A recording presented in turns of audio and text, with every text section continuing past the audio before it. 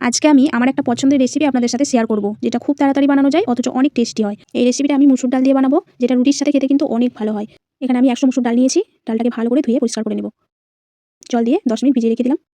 এদিকে আলু আমি কেটে নিয়েছি। কড়াইয়ের মধ্যে 2 চামচ মতো সরষে তেল দিয়ে দিলাম। কালো জিরে ফোড়নে দিলাম। কাঁচা লঙ্কা আর একটা তেজপাতা অর্ধেক করে কেটে দিলাম। এটা ভালো করে একটু নেড়ে চেড়ে নেব। এটা সুন্দর ফ্লেভার চলে এলে পেঁয়াজ কুচানো দিয়ে দেবো। পেঁয়াজটা একটু লাল হয়ে গেলে একটা টমেটো কুচি করে দিয়ে দিলাম। এবার পেঁয়াজ আর টমেটোটা নরম হওয়ার জন্য একটু লবণ দিয়ে দিলাম। ছোটো চামচের 1 চামচ আদা পেস্ট আর 1 চামচ রসুন পেস্ট দিয়ে দেবো। 1 চামচ হলুদ গুঁড়ো, 1 চামচ জিরে গুঁড়ো, হাফ চামচ ধনে গুঁড়ো, অল্প একটু জল দিয়ে ভালো করে মশলাটাকে কষিয়ে নেব। আলুগুলো দিয়ে দিলাম। আলুর সাথে মশলাটাকে ভালো করে কষিয়ে নেব। মুসুর ডালটা দিয়ে দিলাম। পরিমাণ মতো জল দিয়ে দিলাম।